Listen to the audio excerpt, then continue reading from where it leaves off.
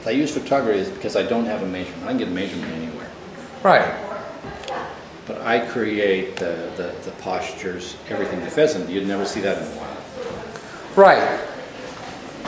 Because a lot of... So it's a blend of a scratch and a mating jump. Right before he was, but it's something in this turn, you'd never do this. But so did you ever watch videos on the pheasants and see how they turn and how they motion? It's just, this is all out of your head. Out with binoculars, I've hunted them for 30 years. So you know their rhythm. I know their attitude. The attitude. And that's all I look for. When I wanted to do these curly sculptures, I went out for about 3 weeks. They come in the pasture, and I don't have watched with. You just watched? No camera. Damn, that's...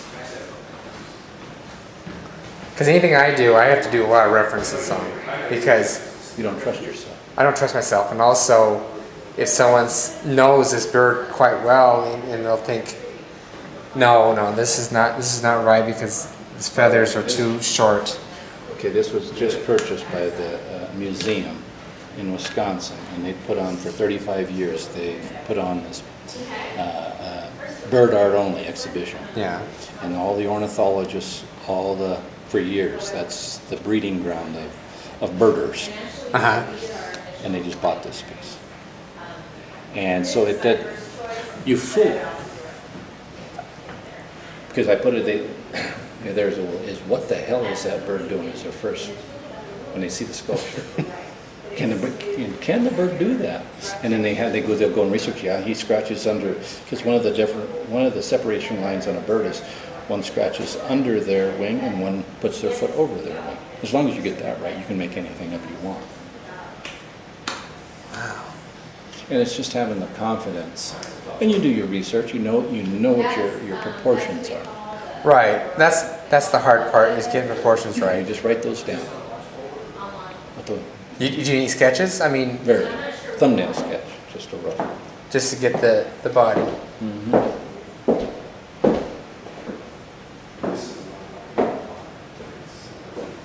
That's very good. And then, you have to trust it. Yeah. It's like cheese. I'm from Wisconsin, babe.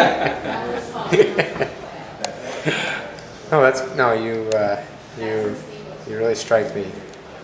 It's very, it's hard to find people that comes out of their head into something like this. Well, that's because you don't. That's when you take the camera away. Just You bronze? have to trust yourself. And you'll be amazed at how close you come. I mean, you'll just be absolutely amazed. Fonny said to me, he walked around and he's quite a studied artist. And he said to me, the most impressive thing about your work is the honesty. Yeah. He captured that. Mm-hmm. I thought that was really powerful. Now, do you tell this story to other people? That you this comes out of your head? You don't copy it? You don't... And most people don't believe you. Yes. Really? But that's, you can't, I don't get them down and twist their arm. No, I know. But, no, that really impresses me, but does it impress other people?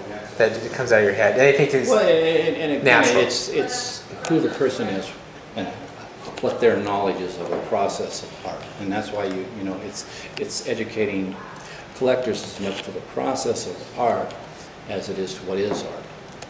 Right. And that's why when you say to go out and talk to people, if you go out on the street corner or wherever you got to talk to them, because hopefully you talk about the process of art. Yeah. Have you ever thought about teaching? I've had some opportunities, but I'm number one. I'm not in one place long enough to teach. But one of the problems that intimidates me is people want to come away with a finished product, and I want to more bend their mind a little bit when they come in. If they're working on something, I want to get in their head and tweak their head of how, because I've seen people in classes and a lot of times the instructor goes over and See, with mix it right for them so they walk away with something good. Right. And then that their friend's going to say, boy, you did a nice job. Yeah. And then the funny thing is, you can always tell what class someone took because they copied the artist. When I was in college, I went to the Art Institute in Seattle, and I always looked at someone's artwork, and I can always tell where they came from. Oh yeah, yeah. You know, if it was an oil painting or an airbrush or anything like Yeah. that, the style is almost exactly what the artist teacher was. Yeah. You know, I know it was funny. Yeah. And I told myself I'm not going to do that. Yeah, because when I got the grant to go to a class, one of the students wanted to take a picture of my piece, and I wouldn't allow them. They were just highly incensed that I wouldn't allow them to take a picture of my piece that I was working on, because they were all copying. Now they're just copying. Yeah, yeah. That's bugging me. I can't remember where I saw that. I just saw it somewhere. Something similar, but not that, but something similar. Well, every one what I do is there are editions of 22. Yeah. Okay, I split the edition in half. I take all the odd numbers and I do them as a group of 3, and all the even are done as individuals. Okay. So 2, 4, 6 are individuals, 1, 3, 5 are done in groupings, and every grouping is created differently. Oh, okay. So there may be snow and copper leaves, but it'll be on a different walnut base, a different sheet of marble I've carved, and a different way of handling the leaves. Yeah. Yeah. So, and then I have actually a one that's off of this one here is the one I have left. Is I have a desert scenario. Do you sell more of the smaller ones or the bigger ones? When I say I sell more of those, the next thing I'll sell is a bigger one.